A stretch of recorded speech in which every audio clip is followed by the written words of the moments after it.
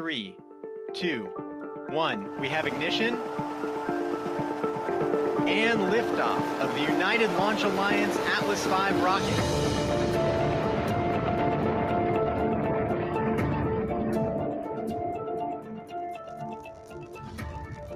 Go out. Move set far.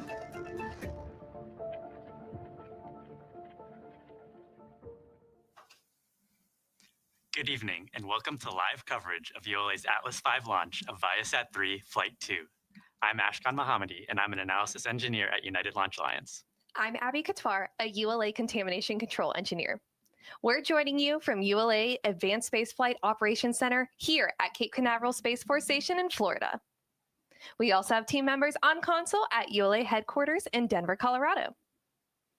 Liftoff is scheduled for 10:04 p.m. Eastern at the opening of tonight's 44-minute launch window. Launch windows vary by mission and are determined by the payload's final destination in space. Tonight's mission is going to a geosynchronous transfer orbit, otherwise known as GTO.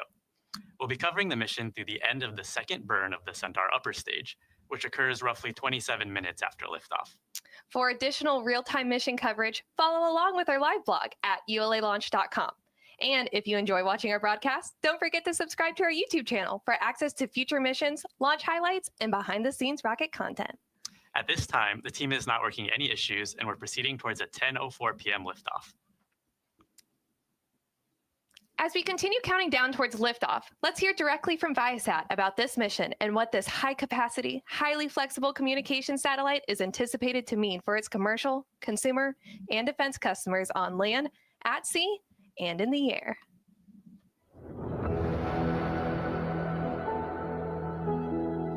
Today, we launch ViaSat-3 Flight 2, a powerful addition to our global multi-band, multi-orbit satellite network, and the next step in delivering connectivity where it's needed most.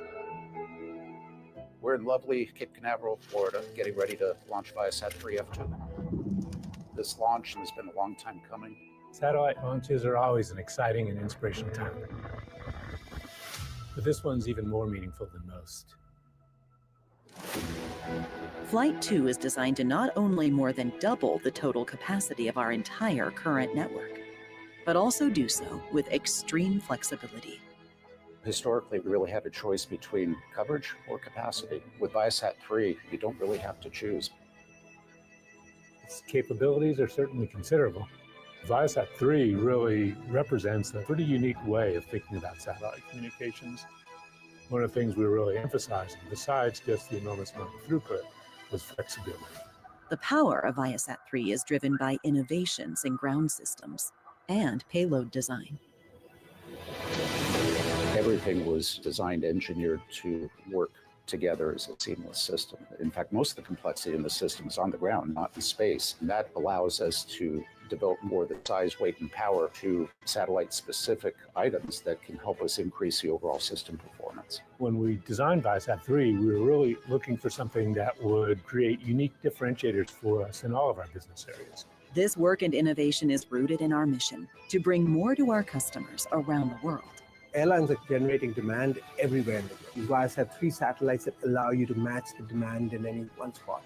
No matter what the platform is, we've got our Amara product in commercial aviation. We've got JetXP in business aviation. It's a really important upgrade opportunity and transition path to bring even greater capacity, building on the managed, highly reliable service that the Nexus Wave presents. All of these requirements are why we built ViaSat-3 the way we did. For government, that's increasing the resiliency and the reliability for our users.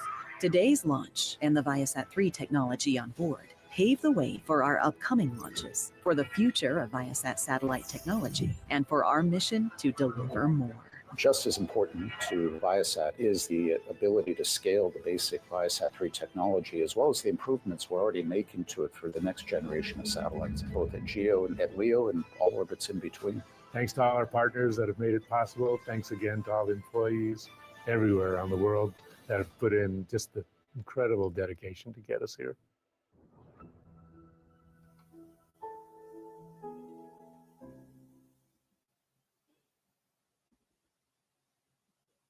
A As some of you may be tracking, the FAA recently updated commercial launch requirements, limiting launches to occur only from around 10 p.m. to 6 a.m. But the teams at both Viasat and ULA have been hard at work accommodating these changes and getting us ready for launch today. Trajectory engineers and mission design teams being in lockstep, updating parameters to accommodate these changes. The Viasat team went through the analysis and margins for the spacecraft and were able to implement an adjustment to the separation window that didn't impact any performance during their orbit raising maneuver from GTO to GEO. GTO, or geosynchronous transfer orbit, is an elliptical orbit around the Earth that allows you to eventually get to GEO. It's worth noting that our Atlas rocket is also able of doing direct injection to GEO. But thanks to the skilled engineers across both teams and the flexible capacity of the Atlas V rocket, we were able to rapidly adjust and return for a launch attempt today. Yeah, big shout out to the teams for helping us get to the pad today. Right now, we're taking a live look at the Atlas V rocket on the launch pad. As the countdown continues, our team is taking the final steps in preparation for liftoff. The first stage, also known as the rocket's booster stage, is that bottom half of the vehicle made up of two large propellant tanks. The bottom one filled with RP1 and the top with liquid oxygen. Liquid oxygen is a super cold cryogenic propellant, so cold that it forms a thin layer of ice that gives the tank its frosty white appearance. Atlas is also equipped with the Centaur upper stage, which drives the payload during the second phase of flight to its final orbital destination in space. The payload fairing, or PLF, completes the rocket and provides the aerodynamic shape necessary for the climb to space. On the upper stage in PLF, we see logos for Viasat, Atlas, ULA, as well as the American flag.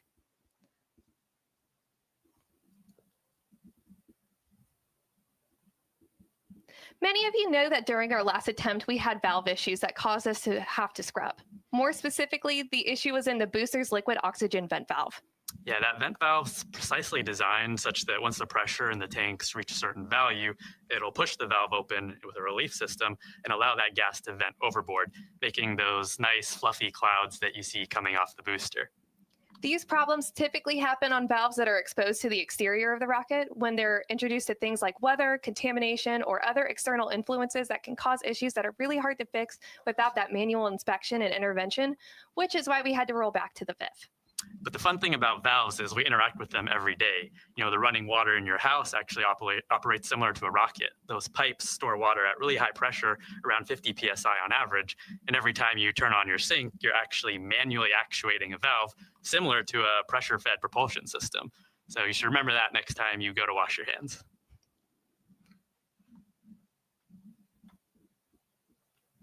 After liftoff, ULA's Atlas V rocket will fly southeast from Space Launch Complex 41. Here's a look at today's flight.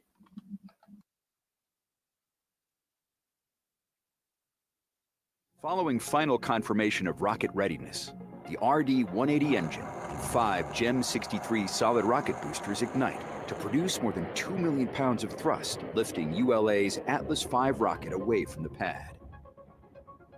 Shortly after liftoff, the rocket begins a pitch over to attain the proper flight path while minimizing the dynamic pressure it experiences during flight. Atlas then reaches Mach 1, the speed of sound. The addition of 5 solid rocket boosters, or SRBs, precisely augment the liftoff thrust of the Atlas V, giving it the power to deliver the payload to orbit. With their propellant expired approximately 96 seconds into ascent, the SRBs burn out, followed by jettison. Atlas's guidance system then begins steering towards the precise target in space. The ViaSat-3 F2 satellite is encapsulated inside a 5-meter diameter payload fairing, which provides protection to the satellite during ascent. After crossing the Kármán line, entering space, the payload fairing is jettisoned. With the majority of propellant expended fighting against the force of gravity, the RD-180 engine shuts down and the booster stage separates. The rocket then begins second stage flight, weighing less than 7% of what it did at liftoff. With the first burn complete, the Centaur engine shuts down for a coast phase. ULA's high-performance Centaur then performs 2 additional firings of its RL-10 engine. Together, the 3 burns increase the transfer orbit altitude and reduce the orbital inclination relative to the equator. During the third and final burn, Centaur expends all of its cryogenic propellant, minimizing the time to final orbit for ViaSat-3 F2. Following the final shutdown of its main engine, Centaur releases the ViaSat-3 F2 satellite into geosynchronous transfer orbit, or GTO, to expand and enhance in-flight connectivity for aviation passengers, exceed performance, security, and resiliency for governments, enhance internet experience on board vessels, and help deliver fast, reliable internet to rural communities. This is Atlas Mission Control at L-9 minutes and 31 seconds. On your screen now, you're looking at the flight configuration key for today's mission, AV551. AV stands for Atlas V. The first 5 stands for our payload fairing size, which is a 5-meter payload fairing. The middle 5 is for the number of solid rocket boosters, which is fully loaded today at 5. And the singular 1 on the end is for our Centaur engine.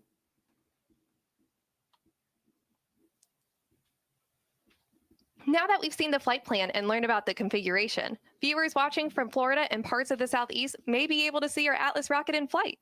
To get a closer look at this visibility map, check out @ULA Launch on social media.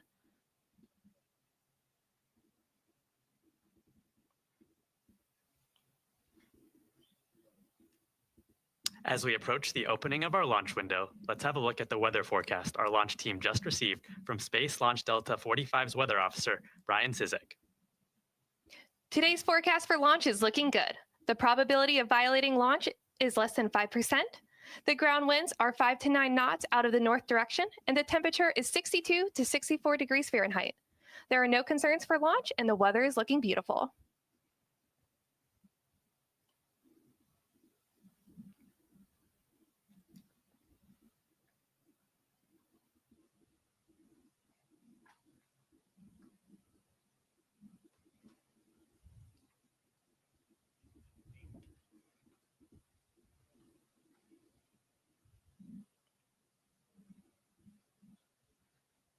Go.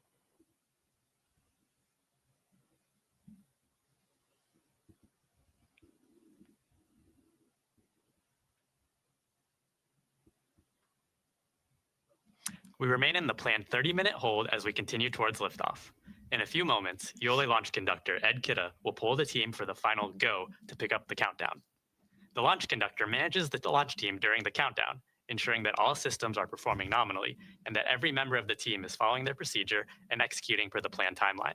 28 engineers are pulled to confirm the rocket is ready to proceed.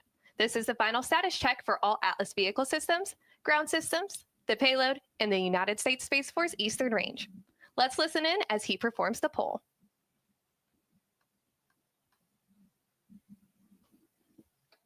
L-7 minutes.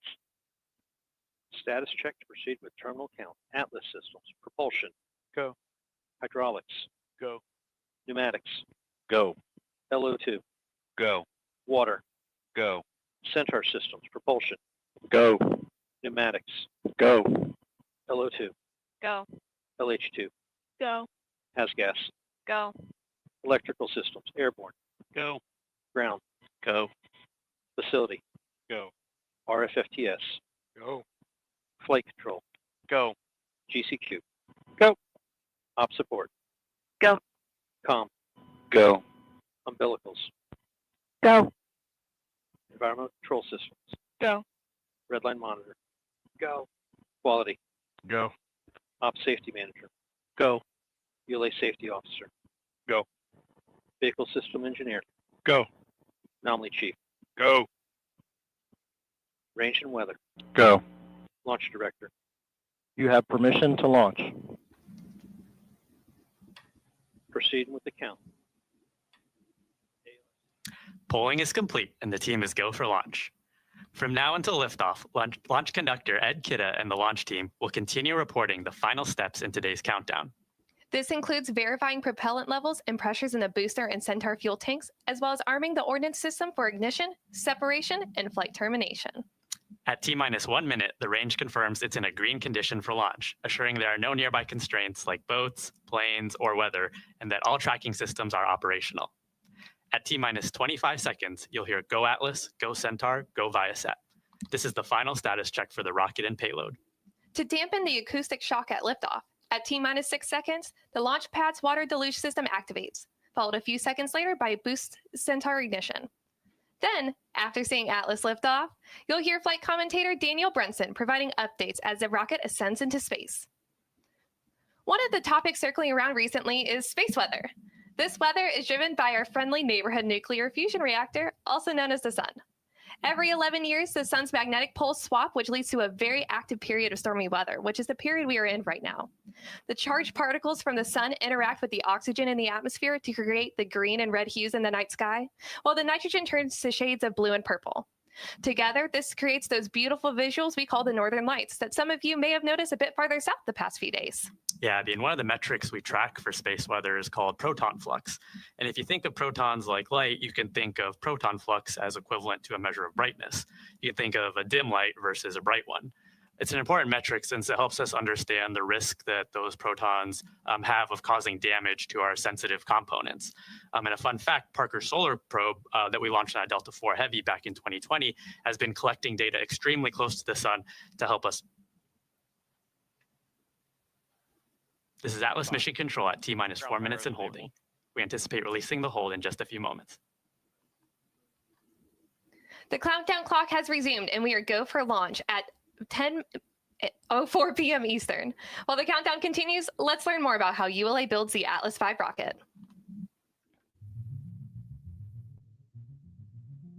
Engineered in Centennial, Colorado, ULA's Atlas V rocket is built in Decatur, Alabama, and launched from Cape Canaveral, Florida.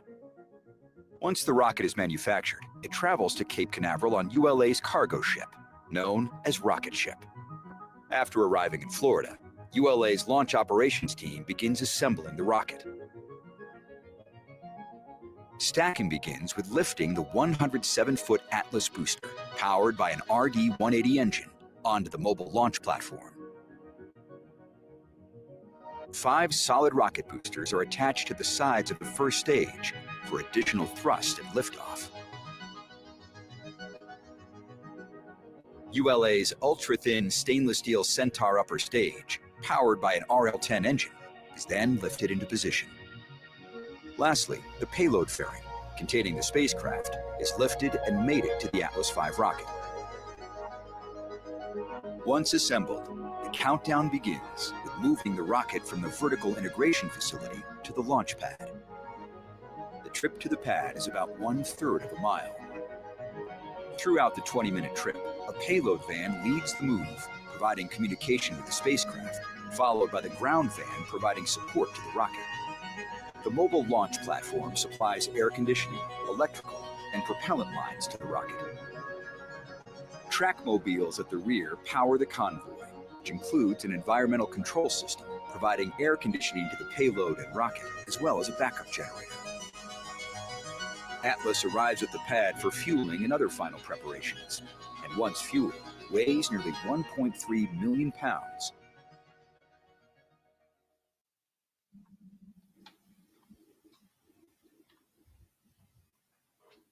$137. FTS armed. T-minus 90 seconds. The launch vehicle, ground systems, payload, and Eastern range are go for launch. For those of you just joining us, I'm Ashkan Mohammadi here with Abby Katwar for today's live coverage of ULA's Atlas V launch of ViaSat-3 Flight 2. At this time, the team is not working any issues, and we are proceeding towards liftoff at 10:04 p.m. Eastern. 10,000 block.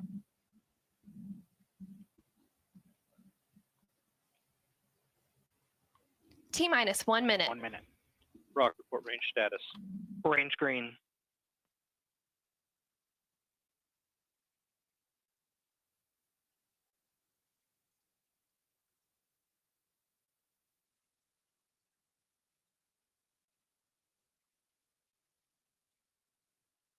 $40.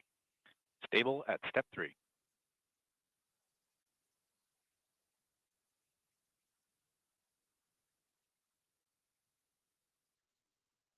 $28. Verify ECS reduced for launch. Verified. 25. Status check. Go Atlas. Go Centaur. Go ViaSat.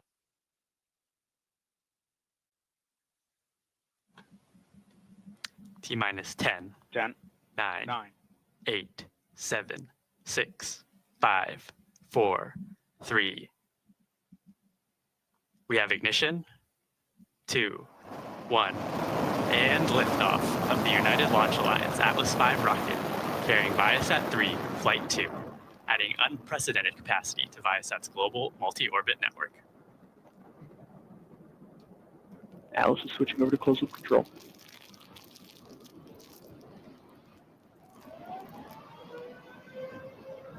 Passing a mile in altitude, engine parameters continue to look healthy.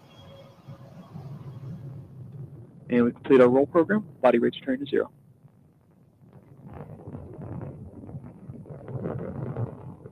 Mach 1, Atlas is now supersonic.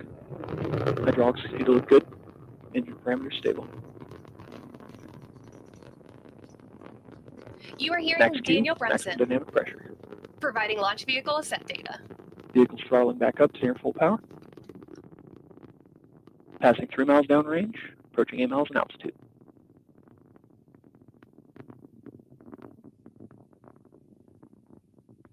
Body rates continue to look nominal. Hydraulics looking good. Passing 7 miles downrange.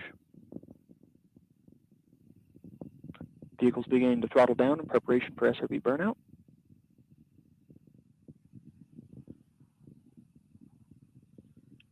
At this point in flight, vehicle is now half of its original liftoff weight.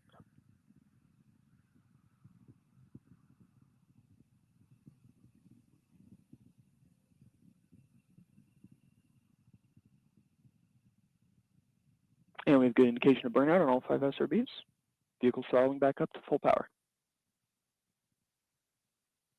Passing 30 miles downrange, 28 miles in altitude.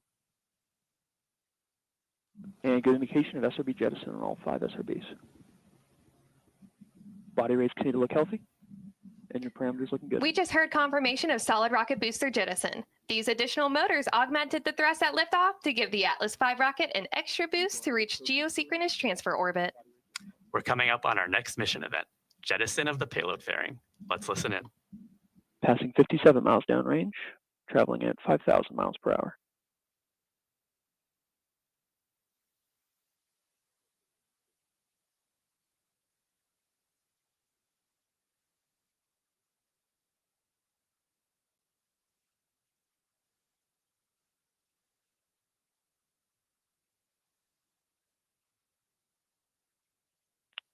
Booster's going to begin throttling down, maintain 2.5 G's acceleration in preparation for PLF jettison.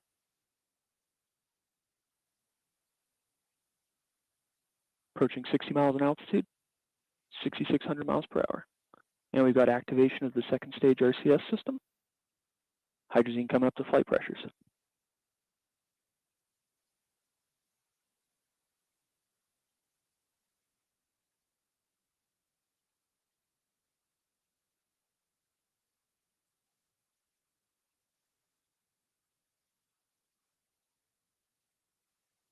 And good indication of PLF separation. Flight commentator Daniel Brunson just called out confirmation of payload fairing jettison. The payload fairing, commonly referred to by many experts across the industry as the pointy end of the rocket, serves to protect the spacecraft from those harsh acoustics and aerodynamic forces as it's ascending through the thicker parts of our atmosphere. Absolutely, and the payload fairing also helps protect from thermal environments and contamination environments as well. Up next, we'll hear callouts for cutoff of the Atlas first stage engine and separation of the booster stage, followed by ignition of ULA Centaur's second stage engine. Let's listen in as we approach these milestones. And we've begun boost phase chill down of the upper stage engines.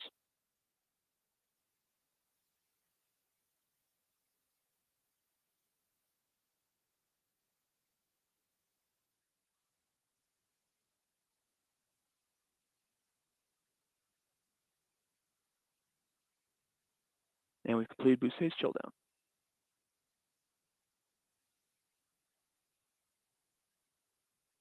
And good shutdown.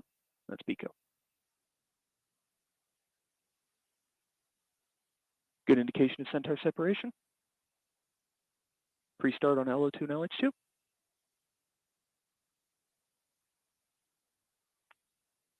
Ignition. And full thrust. This is Atlas Centaur's Mission enabled Control steering. at T plus 4 minutes and 52 seconds.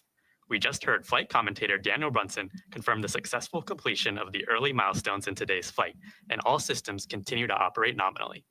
We have about 6.5 minutes until we reach our next mission event, shutdown of Centaur's main engine. We'll return with mission commentary as we get closer to that next milestone.